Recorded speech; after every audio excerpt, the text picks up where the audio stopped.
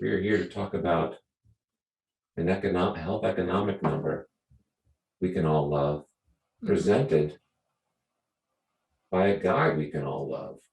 Nick Anderson, you're a fan favorite. People always show up for your presentations. Unlike mine, right? You've been known to command an audience once or twice. I wasn't making a comparative remark. Yeah, I'm Jan, making an absolute remark. your presentation wasn't bad. Thank you, I think. It's just something most people don't think about, so. That's what makes it so important. But it is also something that typically depresses response because they're like, oh, packaging, that's not I know. something I have to worry about What until, do you do? Wrap wow, things you up? really do Yeah. have to It's a worry narrower about it. market. Okay, we're going to talk about packaging some other time.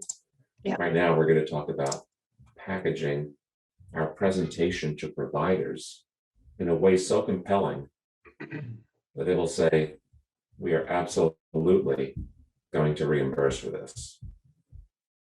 Nicholas Anderson, ladies and gentlemen, he's a Mormon, and he lives in Salt Lake City. And he's got 3 kids now, and the baby is Lady, and she is how old now? She's 10 months. 10 months. Wow, Yeah. quite a little lady. Yeah. I'm sure that hasn't been said before. No, we do that like hourly, and I have to like pull back from it because I'll come up with a new like little pun every day. So no, she's cute though. That will thrill her in her grammar school years. Yeah. Yeah. I said she's got to be really careful who she marries if she takes their last name because it could get ugly, you know? Yeah. Yeah. And if high school plays resume, and she's in Guys and Dolls, and they start singing "Luck Be a Lady" at her, it's going to be like, Or My Fair Lady, you know? So this is a conversation we should have had 11 months ago, I think. I'm starting to get cold sweats. Like, what have we done? Okay. Well, speaking of which, health economics gives some of our guests cold sweats. I'm a Yes. master at this. You're good. Thanks. Now, I know you're not, that has to be tea, right? Grape juice. Okay. Yeah. No, we don't even drink tea. Oh, wow. We How about let her, Postum? I've never had Postum, and I don't know that I would if I could. Mhm. No, yeah, we Latter-day Saints, we suck all the fun out of food. Yeah. We only have prohibitions on what we drink, not on what we eat. Well, that's good. Yeah, we can eat anything. With a liquid center, then? Yeah, sure. Okay. Um, Let's talk economics. sure. Let's talk health. Okay. Now, you've teased us that there's a number that we can all love. Personally, I love the number 24 because it's divisible by 1, 2, 3, 4, 6, 8, 12, and 24. Whoa. I didn't know that. There you go. I mean, you did, but you just never thought of it that way. Yeah. What is the health economic number that you love? So do you want me to share my screen? Can I click share down You're here? welcome to do that. Okay. I'll do this. And is there a way that I can still see all of Number needed to treat. Yes, I don't know what that means, but you're going to tell us. I sure am. Mhm. So, do I need to give a background? Do I need to do any of that? Should I give the 3-second background? About why you're so qualified to talk about this? Well, yeah, I think people need to know that I'm not making it up. So I live in Utah. I finished school, moved back to Utah from Boston, took a job with Intermountain Healthcare as a health economist doing reimbursement. And recently in November, I took a role with Boston Scientific. And I do health economics and market access. So HEMA, HEMA. My whole team is HEMA. And You have direct reports? no, I don't. I don't, because I just started in November, so it's kind of like, and the I don't team, think you want direct reports, do you? no, I don't. There's days I do because I can offload some things, but no, I mean, our team went from like 3 people to 8 in 2 weeks. So it just grew immediately. lots of companies, Joe, are doing this where Roche, for example, I lectured to Roche last, I guess it's been a year now, and they're making market access and health economics a C-suite position. That it's no longer develop things, make them look nice, give the doctor what they want, and then, you know, it's economic Shangri-La. That the understanding is the insurance company is the customer, period. The physician is the purchasing agent. The physician's the child that wants the new toy. Mom and dad named Aetna and Cigna are going to say, I'm sorry, I ain't paying for the new toy. You haven't given me the evidence that I want. And so companies like Roche have elevated market access and health economics to the highest echelons of the company to say, we need to start thinking about HEMA when we do mergers and acquisitions. You know, when we go buy a new company for $5 billion, what's their reimbursement argument? If your reimbursement argument stinks, maybe you're only worth $3.5 billion. You know, on and on and on. The game's just changed. And frankly, I'm glad it has, because it's putting more power into the hands of health insurance companies that actually have the incentive to keep you healthy. Physicians don't. Physicians don't have an incentive to keep you healthy. We try to create incentives we try to create things for physicians to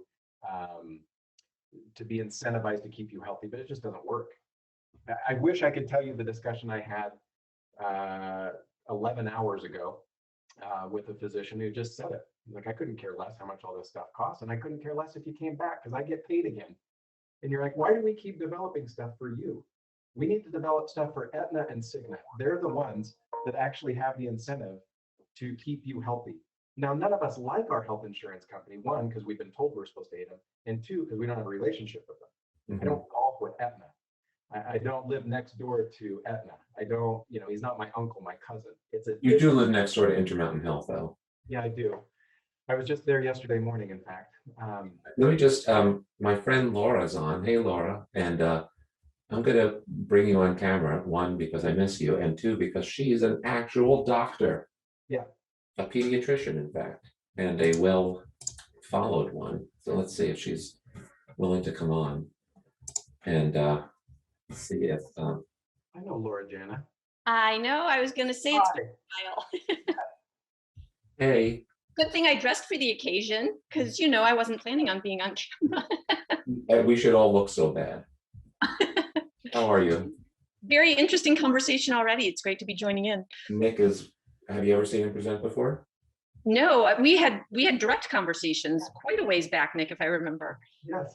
What was the occasion? With Jonas Salk. You know, I was trying to remember what the occasion was. I mean, I've been tasked with, is health systems transformation going to come from within the system and things like that, but I can't remember why it was. I think I reached out to Nick, or somebody connected us and had a very interesting conversation. So my commentary on physicians is an economic one. Economic incentives are real. And if a physician says, if I use this medical device, I get paid 5 RVUs, and if I use this medical device, I get 20. But this device has 2% worse outcomes, the economic incentive is still there. And I can rationalize the 2% worse outcomes. I can do all sorts of things. But the fact of the matter is, I get paid $38 per RVU, and this pays me more RVUs. So my cure for this problem. Two things. One is talk a little louder, and feedback I got. And second is, I don't recognize that acronym. Relative value unit.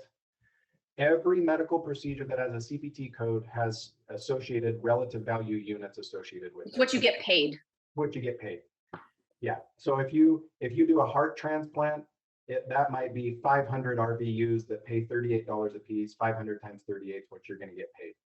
And Nick, since Joe brought me in as the physician on the group here, yeah. You will be happy to know that as I have pulled back and looked at systems level challenges, incentive alignment is such a huge challenge. And part of the fundamental question is, are you going to be able to see system change within the traditional healthcare system when incentives are still aligned with getting people in the hospital, when the goal is now wellness and prevention, keeping people out of the hospital? And the whole system is wrestling with that. So I'm still right there with you, Nick, even though I'm a physician. No, sure.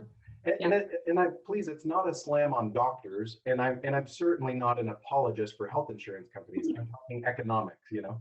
That you want to solve American healthcare problem, the physician needs to work for the insurance company at the insurance company's hospital, treating the insurance company's patients. You want to know why single payer systems work, says the libertarian free market capitalist from hell? They work. Single payer systems do not work because they work not because it's only one payer and not because the government's in charge. Single payer systems work and they get better outcomes for lower price or equivalent outcomes for a lower price because physicians work for the insurance company called the NHS. That's why it works.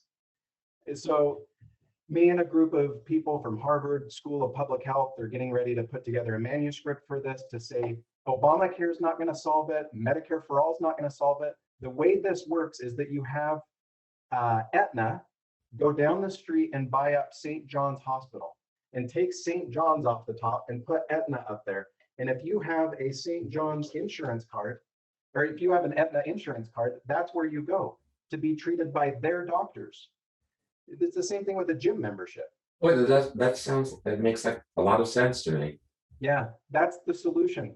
So if any of you know anybody in Washington at Health and Human Services that has some sway, let them call me. It's the simplest solution, and I have never read any piece of literature about it. Insurance companies. Because you've yet to write it. Sure. Insurance companies need to go buy hospitals. Hospitals are insurance company money extractors. That's what hospitals do for a living. I just went to Intermountain yesterday for an ultrasound because I might have to have my gallbladder removed. And in big marble letters, literally in marble, it says, helping patients live the healthiest lives possible. I'm like, what a crock. what a joke. The last thing you want is for me to be healthy, because then there's not an insurance company extraction event. Hospitals get paid by sucking dollars away from insurance companies. So do physicians. But physicians have a little bit different perspective on it because they actually touch and feel their patient and they run into them at the grocery store and all that. Cigna doesn't. So how do you get the best of both? You have Cigna buy hospitals, and then you go to a Cigna hospital. Now they have the incentive to treat optimally and not maximally. They don't have the incentive to suck all the RVUs out that they can possibly get. They have the incentive to suck the appropriate amount and suck nothing because you're part of them. That's why single payer systems work, period. Single payer systems work because the physician works for the insurance company, not because there's only one option and not because it's ran by the government. I brought Jan and Eddie on. Discussion, if we want to get to the economic number we all love, I'm happy to present that, or we can. Well, I am on the phone. Just shut my door, please. Or we can go Well, I'd like to keep it interactive, and I know that we'll get the answer. I brought Eddie and Jan on because they both, within seconds of one another, said, "Isn't that what Kaiser's about?" No, Kaiser's. I get that every time I bring this up. Kaiser is still they feign integrated delivery network, and so does Intermountain Healthcare. You know, Intermountain Healthcare is supposed to be an IDN, right? Where the payer and the hospital are all one big happy family. The fact of the matter is, Kaiser Permanente, Geisinger, and Intermountain Healthcare are still insurance company money extractors. They still see insurance, they see patients come in the door, they lick their chops, and they go, another billable event. And then they go, and then the insurance side of it goes, wait, but we don't want that to happen. So we're going to incentivize you to get your blood sugar tested. And we're going to incentivize you to do this. And we'll have a little tent out in the parking lot where you can come get a free cardiovascular screening. And the insurance company is trying to do this. The fact of the matter is they're still at odds. Until Kaiser Permanente is Kaiser Health Plan that owns the hospitals and not the other way around, you will never get the healthcare utopia that I envision. Intermountain Healthcare. Tell me about the economics of this utopia of yours. So tell me what everyone on the same page looks like. The insurance company is getting premiums and they never have to pay out anything because everyone is healthy. Yeah, so let me. So their hospital arm, I mean, just taking it further, is a loss leader. Yeah, so here's what this would look like. I'm going to start a new insurance company called Anderson Health Insurance. And, you know, people buy into my health insurance and I say, guess what? And let's just start local. We'll just say Utah. So in Logan, Ogden, Salt Lake City, Provo, and St. George, we have 5 different hospitals. Anybody with Anderson Health Insurance goes to an Anderson hospital.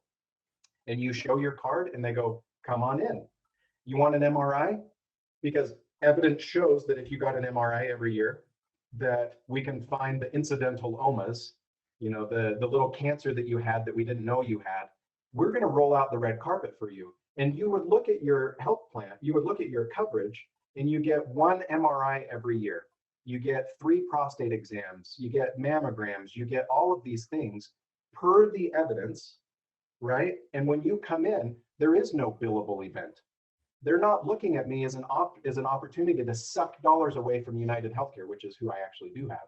They look at me as one of them. And the physician goes, I'm not, by the way, for this to work, physicians would be put on salary. So a good friend of mine's a neurosurgeon here. I grew up with him, had sleepovers with him when we were little kids. And I said, John, what would you think about being put on salary? And he goes, I'd do it in a heartbeat. You know how much money I have to pay for billing? You know how much money I have to pay for, properly Running the business. Yeah, running the business. Mhm. And I said, here's what we would do. We would have Joe Hage, neurosurgeon, and Laura Jana, neurosurgeon, and we would compare your outcomes at the end of the year. Joe, you're worse than Laura, shape up or ship out. You need to go train with Laura. She's better than you are. And she has a lower revision rate. She has a lower 30-day readmission rate. And it would be like any other company. It would be like Taco Bell. If you're not good, you're out of here. I wouldn't look at Joe Hage as, look, Joe, you sucked out as many dollars from the insurance company as you possibly could. Good job, but your outcomes stink. But I don't care if your outcomes stink, because then I get to treat the patient again and we get to suck more dollars out of their insurance. So Joe Hage would graduate med school, he'd go to residency, he'd finish residency, and he would send out job applications to Aetna, Cigna, and Blue Cross instead of to St. John's, Kaiser, and Intermountain. And what would happen is Aetna would go, we really need a neurosurgeon here in Salt Lake City. Joe, you're hired. We're going to put you on a $500,000 a year salary. Your job is to treat Cigna members. That's it. When a Cigna member shows up, you treat them. And now the incentives are, I'm going to treat him optimally. Nick has a brain tumor. I'm going to operate on the brain tumor with the perfect, you would act like an engineer, right? All engineers ever talk about is optimizing, not maximizing. When you build a bridge, you want to optimize the weight to strength ratio. Well, it'd be the same thing here in neurosurgery. You would optimize the tools you used. You would use this, not this. Here's why. Not because it's cheaper, not because it's this or that, because it's optimal. And now Nick gets a better outcome. I'm not charged through the roof, because who's charging me? I'm part of Cigna. It's literally single payer system. It's all the benefit you get from a single payer system without only having one option. I don't want one option in anything. I don't want one option in automobiles, airplanes, nothing. Actually, I'd beg to differ on that, because taking that concept, keep in mind, historically, insurance started in London anyway, house insurance. Each insurance company owned their own fire department. So when your house gets on fire and I'm next to you, my fire department doesn't come. If you don't have insurance and you don't have a fire department, I'm screwed until my house gets on fire. That makes no sense. And in infectious diseases, I don't follow your analogy. well, here's the thing. Let's take a COVID pandemic. If your insurance company is only treating your patients and there's a pandemic, you do want a single group looking over this whole thing, because everybody's in it together. So Ed, in economics, we would say we don't legislate on negative externalities. So when we talk negative externalities, that's where we get into a major slippery slope morally. So my house lights on fire and your house burns down, then you have a legal claim against me. I would say, well, why didn't you have insurance? Why didn't you pay for that? That's the risk you took when you chose not to. No, but my point is that the government owns the fire department for all of us. Yeah, and they shouldn't. What? No, I don't need to call the government to squirt water on things. I was a guest on a big syndicated show making this exact point. I don't need the United States Constitution to protect my right to have the government squirt water on things. That is something that can be completely governed by the free market. The free market is perfectly capable of buying trucks that squirt water on stuff. Now, if you make the negative externality argument, you go down a really slippery slope where I can make a negative externality argument about everything, everything. My breath, I exhale carbon dioxide and you breathe it and your blood pressure goes up and you could say, Nick, you harmed me. And I'm like, okay, if we make negative externality legislation, we go down a very dangerous slope. It's very scary.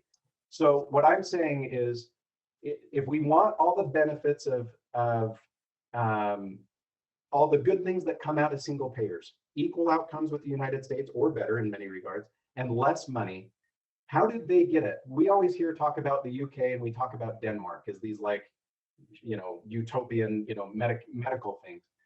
And the Republicans are left going, I don't know, it's an infringement on our sovereignty to have the government do this. And the Democrats go, yeah, that might be the case, but the fact is, they do get better outcomes for less money. And there's this like loggerheads where the Democrats are right, the Republicans are right, and they're both doing this. And I'm going, guys, this is too easy. And that's where I want to ask, because I am hearing you say better outcomes, things that are known, and I have had medical issues that had absolutely no precursors, none. So I would be dead if I'm going to a place like what you're talking about, where they're looking for the better outcomes and using what's normally known as what those problems are. And how do you get the special cases fixed up if you've got them only looking at normal outcomes and regular incentives on different things? Because I never had any typical symptoms of anything when I've been sick. So the treatment has been typical. The symptoms didn't show that I was sick in the way that I was. Before you answer, Nick, just an administrative note for Laura. You don't have to raise your hand. Just take yourself off mute. Yeah, interject. It's hard to get a word in edgewise here, but. I want to hear the answer to Jan's question, and then I'll jump right in. Okay. I don't understand Jan's question. I don't know why it would make any difference. If Jan, you have United Healthcare health insurance and you go to a United Healthcare hospital and you're treated by a United Healthcare doctor, I don't know why. Jan, you're on mute now. And I would say that, as I understand it, I'm also a little confused, because if Jan had no precursor, but shows up having an event, okay, we'll treat you. Yeah. So what's the issue, Jan? Because he just said that you're working on typical outcomes for people, typical things that are going on so the doctors can have good outcomes. Well, I'm a side bar. I would be It's not something to say that wouldn't have come I don't through. think he was suggesting it was exclusive of sidebars like you. When you Well, show that up, is we'll what treat I you. heard him saying, when you're going to have typical people working or doctors working on the typical In his things in example, order to get Laura things and I are going. just as likely to have problem customers like you show up. You're going to hurt both our averages, but equally. I have no reason to think that she has fewer or I have fewer. Well, like that's what you. I heard them saying. So if you're doing on a normal, typical single payer, they have a certain way they have to go, or they're supposed to be going. They're not looking at these outliers that could have an issue. Mhm. And that's what scares me the most about that whole system. Not that it's bad and not that it wouldn't be cheaper in many ways. It's just that these outliers would get ignored. So Nick, did I properly capture the answer? Outliers show up and we'll treat you, and it's going to be equally distributed, and okay, that's not a problem. Sure. That's not normal when you're looking at single payer systems. Nothing is normal here, because who I'm not- knows when or if this will ever come to pass. Laura, you wanted to get Yeah, that? let me first say I am married to an orthopedic surgeon. We met in medical school almost 30 years ago. You are a serious power couple. And we have these kinds of conversations all the time for lots of the health economic reasons that Nick's talking about. So I can certainly relate to the idea that, for example, my husband's fellowship trained in joint replacement, and he gets paid the exact same amount as a fresh out of training general orthopedic surgeon, when his cases tend to be more complicated, revisions, things like that. So I get that idea of, people getting paid for their skill is something that doesn't tend to happen, whatever. But a couple of questions, and kind of around Jan's point. So first one, and Nick, don't assume that I'm very well versed in health economics, but I certainly find I always say I'm a kid person. I'm a pediatrician by training. And then I'm like, oh, dang it. Now I'm a data person. Now I'm a health economics person. Now I'm a whatever. So I've tried to stay pretty deep in this space, looking at the systems transformation. So the couple of things that come to mind based on my sort of rudimentary understanding is, first of all, when we're talking about the disincentive, right? Hospitals get paid when people come in, like when they're sick. So that would be the traditional fee for service model, right? You break a bone, you come in, you fix the bone, you get paid for that service. That's the fee. But the shift, from what I understood in talking to several people in healthcare financing, is this shift to value-based payments is what you sort of are describing in this sort of more ideal world, where you get paid for outcomes. And so if you manage to keep people well and you can do it however you like, if it costs you less, you get the savings from that, right? So that's kind of that shift. But that's always been discussed in the context of the current system. So hospitals that are shifting towards this value-based payment, or even states that are shifting towards value-based payment, at least in my rudimentary understanding, are shifting towards what you're describing, but not through insurance. And again, I will tell you as a doctor, hearing someone say, this should all be in the hands of the insurance company and not the doctors, man, you should not show up at a physician meeting. But it's an interesting comment. But the question is, at a very basic level, what keeps the Aetna Cigna hospital from saying, you can't have Aetna Cigna because you're too much of a risk? You know, you're Jan, or you're somebody who's got something unusual that you know is going to be expensive, for the same reason that my husband says, you know, he gets paid almost the same for doing a really easy, quick hip replacement as he does for a really complicated, the person's got lots of other medical things. Where do you avoid that problem that people have with the insurance side, which is insurance, instead of being we're all, and by the way, interestingly, for the example from the UK with the fire, it's my understanding insurance, the example people use, was created so that if there was a fire in a town, that everybody pooled their resources so they could all help whoever had the fire rebuild their house, right? But now it's well, I only want to insure houses that are the least likely to catch on fire, is the problem that people see with the insurance companies. So that's a lot all in one sense, but I was trying to kind of explain in my very simple terms for anybody else who isn't deep in health economics. That's what I hear being the problem with the insurance side. Let me interject. First, I brought Luke on just because of one line that he wrote that I thought was really quite funny in a sad way. So if you want to take yourself off mute, but in the Jan case, wouldn't we just have her premiums be far higher when we took her on as a patient versus someone who is healthy? Laura? I mean, doesn't that address the problem by just pricing her more expensively? Well, then you're getting, I'm a smoker, so I cost Yeah, more. pricing me out of the market, so I can't have any right, insurance. you're getting to the point where you get priced out of the market. And so, oops, sorry, you're out of luck, Jan. You know, you didn't have something that was inexpensive. And there's that incentive to only take people who you think are going to be inexpensive as patients. Again, I'm sincerely asking the question because I think it's intriguing to have it, but that's always been the concern. I deal in the world of kids born into poverty, right? And what do you do with the free market idea? Lots of what I do, I can get plenty of funding if I'm addressing a high income parenting market, but I can't get support for programs that address the kids with the most needs, right? And Nick, before you jump in, Luke, what did you write? I don't remember. You don't remember? You said It- the irony of health economics is that death is a very cheap option. Something like that. Well, actually, it is. Like smoking is really good for health economics.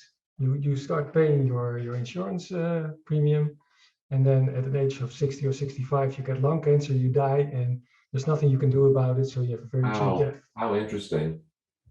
Well, Yeah, you don't have like 5 years of dying. If you look at the cost in a human life, then in the beginning it's very high, and then it goes down again, and you see two bumps. For women, it's when they're pregnant, and for men, it's when they go to war. And then at the end, you get a really steep rise in health costs. And the really steep high in health costs is always there. If you have a healthy life, you extend it a little bit. So the only difference between the health costs and between a healthy person and a non-healthy person is that you can pay your premium much longer. Mm-hmm. So I don't know.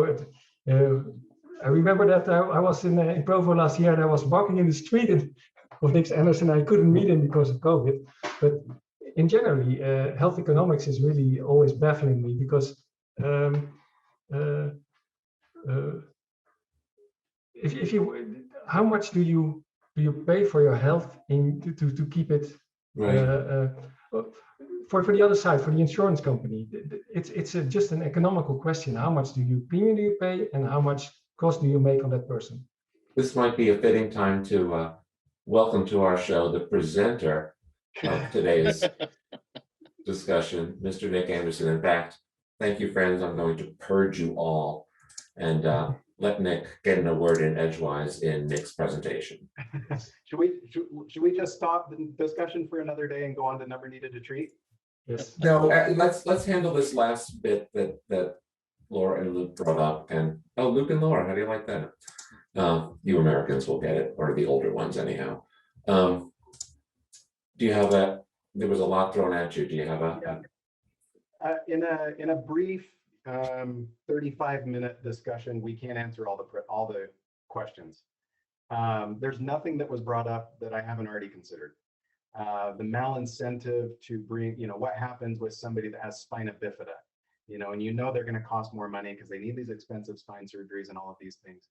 All of that has been well considered, and that there's a lot in there. And so Laura said real quick, don't bring up in a room full of physicians that the insurance company is the good guy or something to that effect that she said. And well, the fact is I've done that 100 times and I'll continue to do it, because the economic incentive as it stands to keep patients healthy only lies with patients and insurance companies. So how do you get the best of both worlds, where the insurance company that has that incentive and a physician who truly does want to help the patient and get good outcomes? How do you get both of those? Have the physician work for the health insurance company. And we can get into the model and what this would look like in this world where I go down to United Healthcare Hospital and I walk in and I show them my United Healthcare card and they go, great, come on in. Let's treat you. Let's evaluate you. Let's look at you. I could have 1,000 options where I'm like, I'm totally healthy. All I want is catastrophic. And they go, come on into the emergency room. Or I'm a hypochondriac and I want to come every afternoon. They go, great, come on in. We'll do an MRI and everything on you every day. And here's how much you're going to pay for it per the data, per actuarial tables. And then the physician no longer has these incentives to continue to suck money away from your insurance company because they're the insurance company.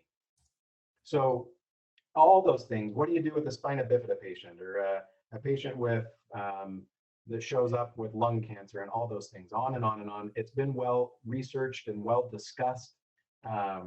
And I think it would be a major solution. And I'm not saying it has to be the only solution. Again, I like free markets.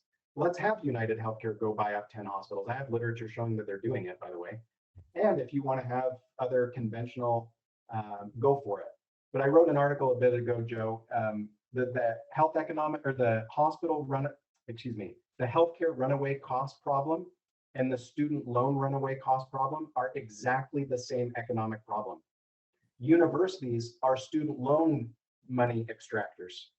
They behave exactly like hospitals do. They see these sucker 18-year-olds show up on campus knowing nothing, and they go, aha, I can bilk Navient, or Sally Mae is what it used to be. I can bilk Navient for all of those dollars. So what do you say we make a bachelor's degree in English 50 grand? Because this sucker can pay at any price. I know he can because Navient showed up earlier today and told us they'd cover him. So student loans are like insurance. They act the same economic way as health insurance does. Only you pay the premium after you get the diploma, not before you get the treatment. So it's the same problem. If you look at a graph of healthcare costs, they go like this. And if you look at a graph of student loan costs, they do this, and you go, why? It's the same thing. If instead of it being the University of Utah, it was Navient University. Now nobody wants that. We all love Harvard and those things, but it would realign incentives. So that's right. I go to a prestigious insurance company. yeah, I know. And nobody wants it. I'm not saying it's sexy, but I'm saying it would be a solution. So Okay. let me just Now go ahead and yeah, let's do that again. let me get this on here. Okay, can you see that okay, Joe? Yes, we can see. What is this number we can all love? We've been talking for 40 minutes. And none of it had anything to do Come with it. on, what is NNT? But it was a good discussion. Thank you, everybody. And that was really good. So number needed to treat, it's the number of individuals that need to receive a treatment to obtain one outcome that wouldn't have happened otherwise. So if you think about it this way, how many drivers in the United States have to wear a seatbelt to prevent one death that otherwise would have happened? Or how many skiers need to wear a helmet to avoid one Sonny Bono? Everybody wears a helmet these days when they go skiing, it seems. And yet, obviously, not everyone is being saved from dying because not everyone would have died that day on the slopes anyway. So you could argue that most people, the vast majority of people are wasting their time and money wearing a helmet. Or most people are wasting their time wearing an uncomfortable seatbelt in their car. So here's what this would look like. A number needed to treat of 6. So this guy took the pill and had no benefit. This guy took the pill and had no benefit. This one did benefit, and so on. So this is what a number needed to Is treat. that guy dancing? Yeah, he is. I Google searched stick figure and I found this one. I thought it was pretty good. Okay. So Um, among dancers who take medication, 1 in 6 will benefit. yeah, I should have had this guy like reading a book or something like he's. Maybe dancing is the problem. Yeah, maybe. So I'll use this as an example. This is the equation for number needed to treat is 1 divided by absolute risk reduction. So the absolute risk reduction is the difference in the exposed to the unexposed groups in a study. So for example, you got 100 patients that receive TheraSphere, this one right here, and 100 patients that receive SurSphere right here. So this is owned by Boston Scientific, and this is owned by a company right here. You can see it called Surtex. And they're these little microscopic beads. Their beads are made out of resin, and they're impregnated with yttrium-90, which is a radioactive element. And so is TheraSphere, only these are made out of glass. So you get liver cancer, your doctor runs a catheter up into your liver and squirts these beads into it and irradiates your tumor from the inside out. And or they can also use Surtex using SurSphere and do the same thing. So let's just hypothetically imagine 100 patients get TheraSphere and 100 get SurSpheres. We follow both groups for a year. And at the end of that year, we see that 10% of TheraSphere patients died and 15% of SurSphere patients died. So we'd say, okay, on that metric, TheraSphere is better. So here's what the number needed to treat looks like. And it doesn't matter because it's an absolute value, whether you put 0.1 or 0.5 first. So the number needed to treat would be 20. So again, arithmetically, it doesn't make any difference if you write 0.15 or 0.1 first. And these are just for illustrative purposes only. I don't know that these are the actual numbers. I'm just using it as an example. If you go back, I'm sorry, I want to understand that. Okay, Joe. One incremental life saved Correct. divided by the difference between the two therapies. No, I'm sorry. I misunderstood what you meant by one. One is just a number divided by the absolute risk reduction, which would be the difference between 0.15, which is this right here, I see. and 0.1, which is this right here. So the absolute risk reduction was 5%. Yeah. So 1 divided by that is 20, which would mean, I'll show you right here. We see that the number needed to treat is 20. This is to say that if 20 patients were treated with TheraSphere who would have ordinarily been treated with SurSphere, 1 additional death would be avoided. So 20 people need to get TheraSphere to avoid 1 death that would have occurred if all 20 of those patients had instead received SurSphere. Okay, so the reason this example is confusing me so is if one has statistically significant better outcomes, why isn't everyone using the better drug? Are you going to say because that one's more expensive and that's where the economics come in and you have to divide by this or that? So you're bringing up the point of statistically significant that I'll show you in just a couple of slides, why number needed to treat is useful in things that are not statistically significant. Okay, forget statistically significant. You said one's better than the other. And you said, well, the more people who use the better one, the more people we save. Why don't we have everyone use the better one? That's what we're trying to do. So if I worked for Boston Scientific and I knew that 5% fewer of our patients are dying after 1 year of receiving our therapy than they would have had they received the competition with Surtex, yeah, I'm going to be telling every hospital in the country this. How many times do you guys here at St. Mark's Hospital treat with yttrium-90 therapy? And they say, oh, we do about 20 a year. And you go, what one do you use? And they say, we use Surtex. And I go, do you know that 1 patient is dying unnecessarily? That if you use TheraSphere, that patient wouldn't have died? And they go, how do you know that? And I show them this equation.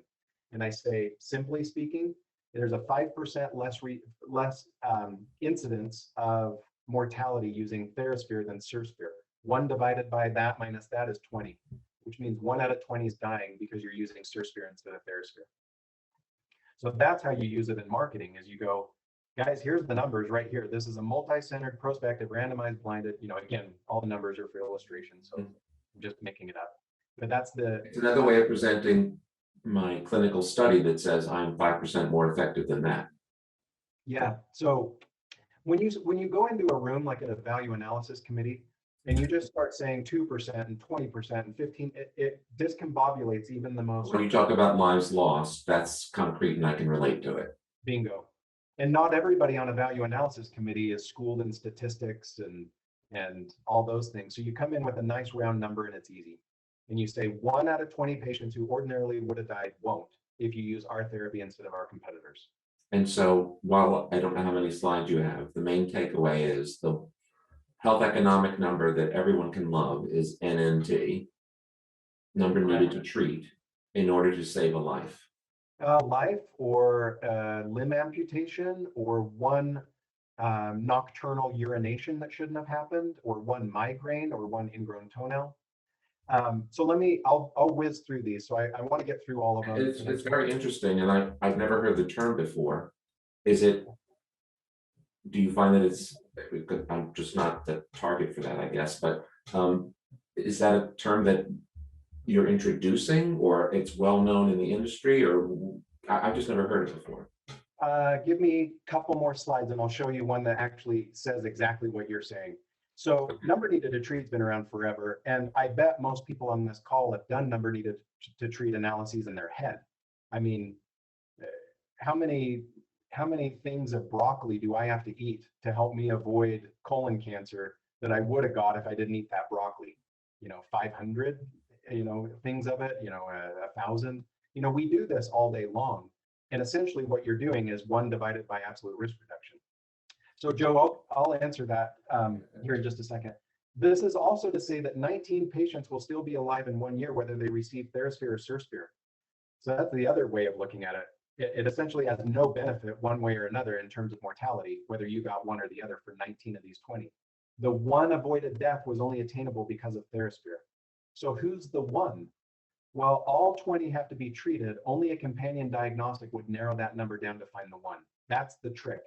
The trick is to say, wouldn't it be nice if I knew of all of those dancers that got the pill, if I could identify it was dancer number 3 that would benefit? That's why we invent companion diagnostics, is to narrow in on that 1. That's another term I've not heard before. Companion? Companion diagnostics. Yeah, the companion diagnostic it's a big thing in pharma, and it's becoming a bigger thing in medical devices where, how many patients are getting pacemakers in their chests, a major invasive procedure, risk of infection and all these things, and they just won't benefit from it. Well, what if I could find the 1 guy, let's say the number needed to treat was 27 for a pacemaker, and I could find that 1 patient, and just give the 1 patient the pacemaker. So if you want to make $1 million, go invent companion diagnostics. Then the argument would be, well, why would the company want to do that? Because don't they get paid for selling 26 pacemakers and not just 1? Well, that's where health economics comes in, and you say, well, I can charge a higher rate for just the 1. So instead of saying, if you could say with certainty that 1 which will never happen, Mr. Hage, here's your binary option: this really expensive procedure or death, because we've identified you need this and this is the answer. Correct. So let me show you this real quick. This is true. This is correct data. Illuvia and Zilver PTX are drug-eluting stents. So in the expensive imperial study comparing Illuvia to Zilver, yielding 8 comparisons after 24 months, only 1 of these 8 was statistically significant right here. Are either of these Boston Scientific products that you have this kind of data? Illuvia. Illuvia is, and Zilver is our competition. I see. So this is in fact a slide that your marketers are using. Correct. Okay. This is true data from a publication. Okay. But look at this. Only 1 of the outcomes after a 24-month study was statistically significant. This one is clinically driven total limb revascularization, right? So only 1 of these was statistically significant. Look at the number needed to treat though. So what about this one right here? This rate isn't statistically significant. And what happens is we all throw this out. This is another discussion for another day, but Joe, I hate that p-values made their way into medicine. And I'm not alone. The University of York hates it. I just had a big discussion with them about this. P-values in medicine is a joke. And I understand p-values as well as anybody. I get it. And I totally don't. I'm looking at this thinking, I do not know what I am looking at. So look at this, for example, right here. Let's take let's take 24-month major adverse event. If you had Eluvia, only 14% of patients had a major adverse event. The Zilver PTX patients had 20%. It broke up there. I'm not hearing you since Zilver 20%.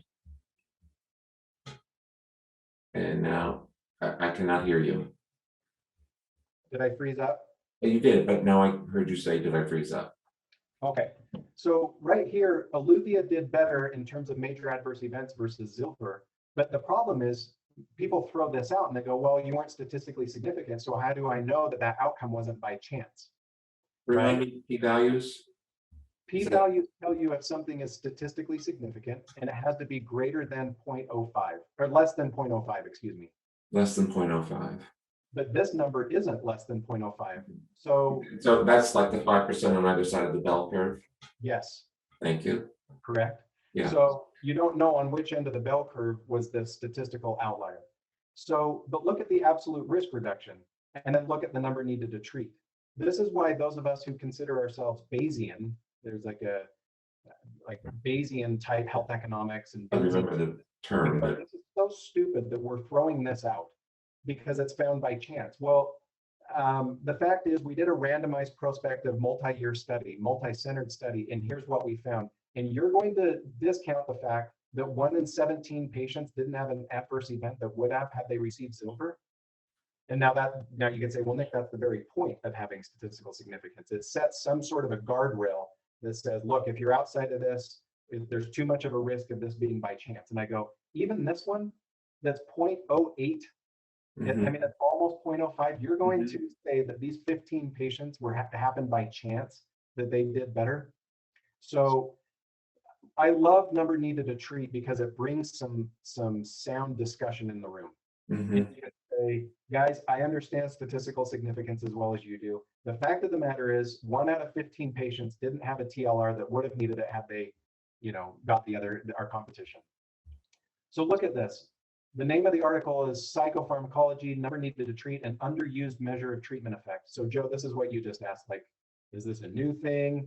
But there's a lot of us health economists that are out there being like, why don't we use number needed to treat more often? I mean, this is a really nice number. It holds up scientifically and it makes logical sense. You can explain it to anybody. And you say, okay, what about major depression, antidepressant compared with placebo? The answer is 3 people would benefit from taking the antidepressant that wouldn't have benefited in their major depression had they received placebo. 1 out of 3, would have benefited otherwise. So let me come down here. Let's add dollars to the number needed to treat because we're almost out of time. Let's consider an example where the outcome isn't mortality, but one where the patient no longer needs chemotherapy that would have cost 50 grand, right? So cessation of chemo, let's say, again, hypothetically, that 16% of TheraSphere patients were able to quit using chemo, where 9% were able to quit using it if they got Sursphere. So 1 divided by that is 15. That is to say that 1 out of 15 patients treated with TheraSphere would avoid additional chemo that otherwise would have they otherwise would have had chemo had they only received Surspheres. So I give 100 patients TheraSphere, I give 100 patients Sursphere. I follow those patients for a period of time. And at the end of that period of time, I go, who's still on chemo? Well, 16% of TheraSphere patients are no longer on chemo, but only 9 were able to get off of it using Sursphere. Well, that's a number needed to treat a 15. So since the avoided 50 grand was only realized by 1 patient, but TheraSphere had to be used on all 15, since we don't know who that lucky 1 is because we don't have a companion diagnostic, we have to amortize the 50,000 across all 15 patients. So the payer would spend $46,000 to avoid an incidence that otherwise wouldn't have happened to keep from spending $50,000. Isn't that a funny way of putting it? So basically break even is 14 patients. Yes. So that's Number needed to harm. Right there. 14 patients. We're going to blow that much money on 14 patients for no benefit in terms of getting off of chemotherapy. But for the 1 patient that it did benefit, if we amortize the 50,000 across all of them, you see that Not only did we get them off chemo, but we saved the payer $3,300. So number needed to harm is the other one. How many patients need to be treated with a technology to harm one of them? So an example, how many airbag deployments to harm one passenger? There's a disorder called, or a disease called breast implant associated anaplastic large cell lymphoma that women get after having breast implants. Well, the absolute risk of that disease was reported in a Dutch study as follows. 1 in 35,000 women get this type of lymphoma after getting a breast implant by age 50, 1 in 12,000 by age 70, 1 in 7,000 by age 75. The incidence rate goes up the longer you have those breast implants in. The number needed to harm was 6,920, which means 6,900 women that get a breast implant that otherwise wouldn't have got a breast implant are going to get this type of disease, which is a little funny because you can't get it unless you get a breast implant. But that's saying you take the absolute risk reduction of the number of women that got breast implants, and you follow those women for a period of time, and you go, okay, how many of those women got this disease, this large cell lymphoma? And the number needed to harm is 6,920 women, which is to say 14,000 breast implants had to be implanted for a woman to be able, for one of those women to have got this disease. That's the number needed to harm. That one's far more confusing for Elliot.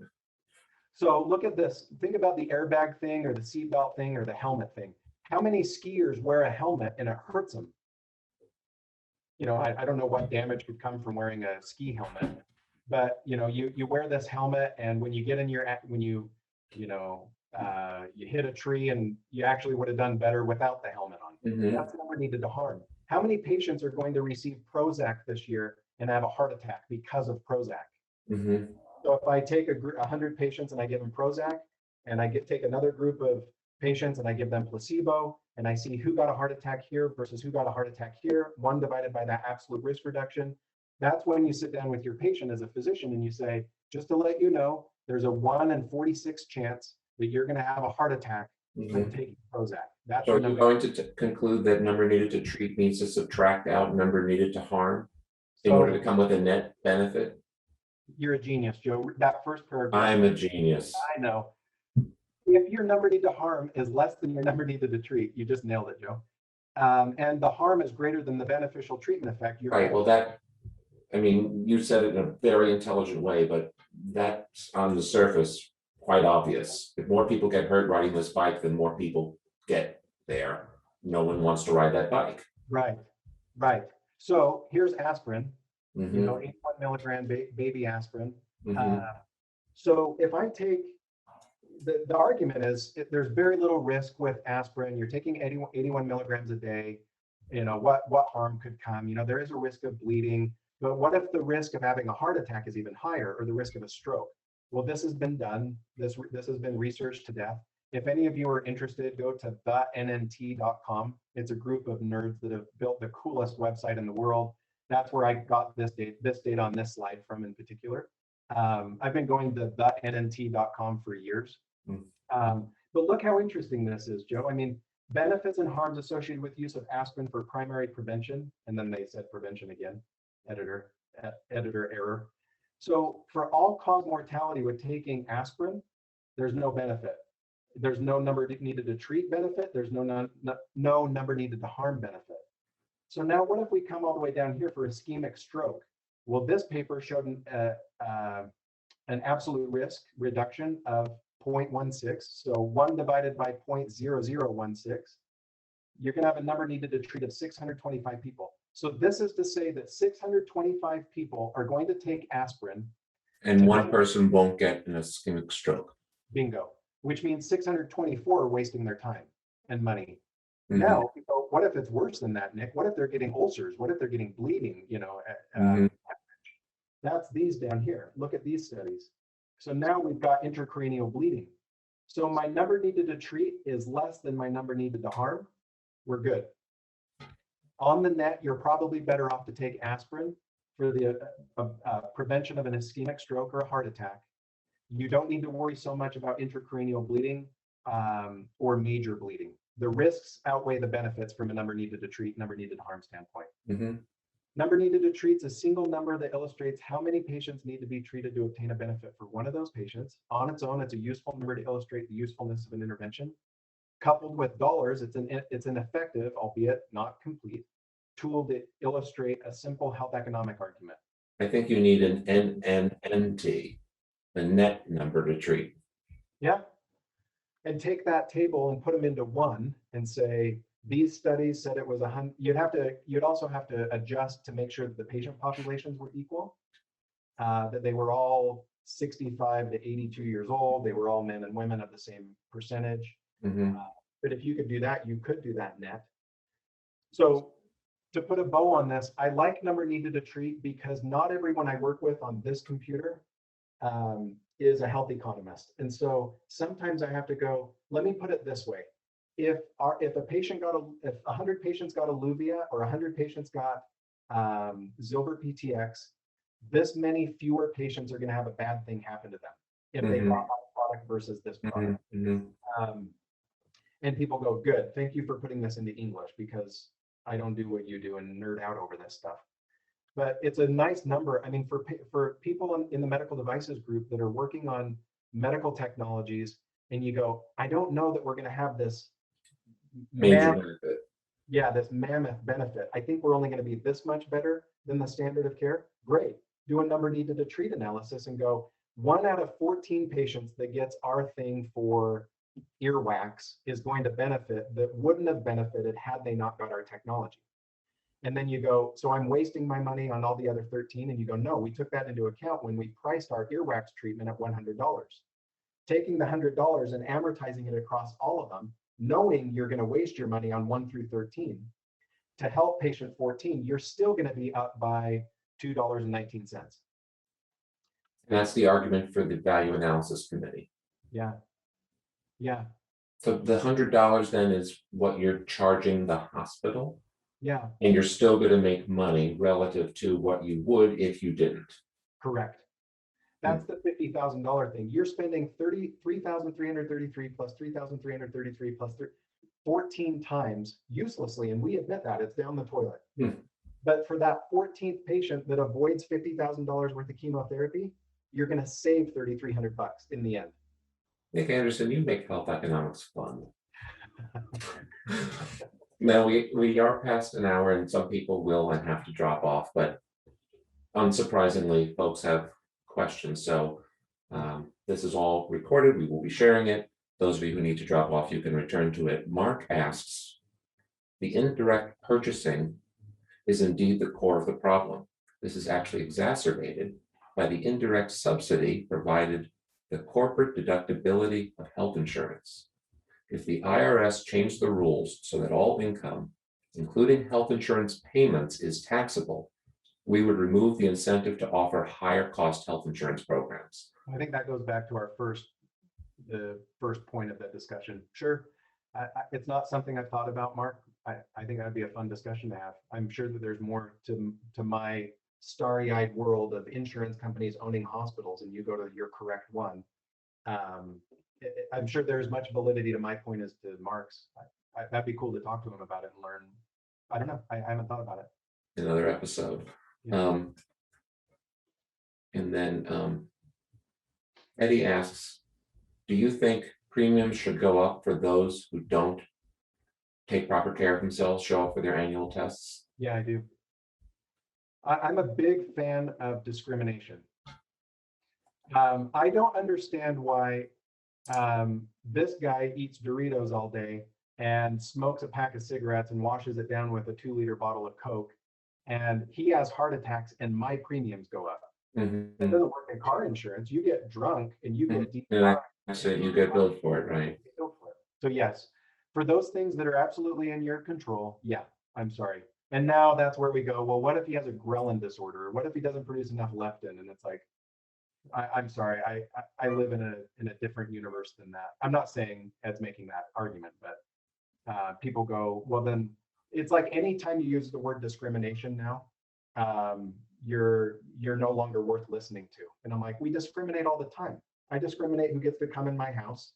I discriminate who my friends are. I discriminate against this restaurant tonight because I want to eat at this one. I just think it's a shame. My premiums go up. I go to the gym 5 days a week, and on Saturday I run up in these mountains all day long. And my premiums go up because you drink Coke and and Doritos all day. It doesn't work that way in car insurance. In car insurance, they punish you for DUIs and speeding. James, your comment is relevant here. Yeah, I was just wondering about the risk of a very bad thing happening when you're trying to correct a not so bad thing. So in that calculation of like the likelihood of this event happening versus the likelihood of a good outcome, what is used to kind of weigh how good of a potential benefit you get versus a risk of a... Give an example. I'm having a hard time. You know, you're talking about a catastrophic event versus a scraped knee. I'm not. Yeah, so you know, say I'm getting a product to treat a cut that's on my hand, and then it's going to heal it 5 days faster, but as a result, I could have a heart attack. Yeah. That calculation of just the likelihood of it working versus the likelihood of something bad happening. How How expensive kind of the way- bad outcome is versus how Yeah. cheap the good outcome is. That's interesting. James, it's a good question. That's where number needed to treat is a retrospective post hoc analysis. Maybe if we were creative, we could do a prospective. But you're right. I mean, you run the data, go download your favorite peer-reviewed study on Alzheimer's disease or something, and a treatment for Alzheimer's, calculate the absolute risk reduction, and then go, wow, this doesn't look very good. And I bet the author figured this out and decided not to write it, you know, if the author had some skin in the game or something. But that's where you can find these really cool, you find little nuggets in the literature that you wouldn't have found otherwise. And you go, wait a minute, look at that. It's a 12% versus a 10%. You go, that doesn't seem very big. Then you do the number needed to treat and you go, so wait a minute, 1 in whatever percentage, you know, 1 in 50 patients would have benefited that otherwise wouldn't. I mean, that's pretty cool for a drug that only costs, you know, these pills are 4.5 cents a piece. You know, 4.5 cents, and I have a lower risk of having an intracranial bleed or a major bleeding event than I do from getting a stroke. You know, I had a heart attack when I was 19. That's why. Did you, in fact? What was that, Joe? Did you, in fact? I did. I was on my mission. I was on Tahiti. I lived on Tahiti, and I had a heart attack. I mean, typical heart attack. And since then, I've taken aspirin, and that's why I really look at this, because I take it all day or every day. And so I'm like, am I doing more harm than good by avoiding another heart attack or stroke than I am by causing bleeding or bleeding? And the answer is the benefits outweigh the risk. So James, it's always like a post hoc analysis, like amalgamating the data and saying, I think you do better doing this than you would. They wouldn't group like, you know, heart attack and stroke is like a 10 out of 10 bad thing, whereas, you know, cramp would be a 1 out of 10 bad thing that could happen. Like they don't sort of calculate that in numerically. And I think there's a lot of green space for number needed to treat. I mean, if you got a bunch of biostatisticians together like the NNT.com, I would love to go out to dinner with those guys and be like, I think we have there's some green space here to publish and let people know that you don't have to be a biostatistician to read this stuff. Here's just a number needed to treat. Make it a household number, you know. I always wonder. Maybe if you show them this video, like you send it to them, you might get an invitation to go out to dinner. Sure, that's a good idea. We'll close with when you use the word discrimination. I got 2 quick comments on it. Rick asks, how do you limit the extent of discrimination? And Eddie says, call it discerning. It sounds better. Yeah, how do you, a discussion for another day, Rick, how do you limit it? That's a discussion for another day. That's a big topic. Fair enough. Well, for next week, I had planned to have no meeting because I'm going to be on holiday, but my trusty friend Rob Packard will be your host, and he's going to talk about 10 quality tasks you need to prevent an unexpected delay in your 510K. And I brought Laura back on because she's going to be our hostess on July 16, our special guest, with a topic TBD. So Laura, if you unmute yourself, have you some ideas of what the topic could be, or if somebody wants to leave a comment, what would you like noted scholar, pediatrician, and wife of orthopedic surgeon Laura Jana talk about. Do you say Jana or Jana? Jana. Easy way to remember, it rhymes with my middle name, Laura Anna Jana. Again, for those of us old enough to remember Rosanna. Rosanna. Yeah, that always makes people remember it's Jana. That is good. And I'm thinking that based even on this conversation, I certainly don't have the formal health economics background, but I'm certainly coming into some of the same issues that Nick brought up, but looking at health systems transformation, sort of the 1.0, 2.0, 3.0 models. And I'd suggest 3.0 being, we've shifted from acute disease to chronic disease to wellness and prevention. And those shifts are causing major challenges in the health system, and what we even define as the health system and what influences health outcomes and things. So that's what I was thinking of, and it kind of got brought up a fair bit, at least. That's interesting. And if we can figure out a way to put that in a title, that's what we'll use. We'll work on it. Okay. Nikki, I love when you're our presenter. That was good. And by the way, Joe, in looking back at my notes, you're the one who introduced me to Nick I'm years not surprised. I was going to say that it just felt like I would bring you to. because I knew Nick, and I was like, where did we meet? And so I just looked it up while he was talking, and you introduced us back at. And we met at Daniel Kraft's event back when it was Future Med. Yes, before it became Exponential Med. That's right. Somebody else got the name, and they had I think somebody else, like they had a. Well, I think because it's part of Singularity, and they were doing all their exponential, so this was their exponential medicine to be aligned with all their other exponential. I don't imagine that they're going to have an in-person event in November. I'm planning on bringing 10X back in May of 2022. So we'll see. That's it for this week. Next time you see me, I'm losing the goatee. And enjoy next week with Rob. I'll see you on the 4th with Nellie Bushman, who is going to talk about a perfectly good virtual paper QMS. Just doing QMS on the cheap. I'm interested to see what she has to say. Thanks, everybody. Great to see you, Laura. And thank you, Nick. Great conversation.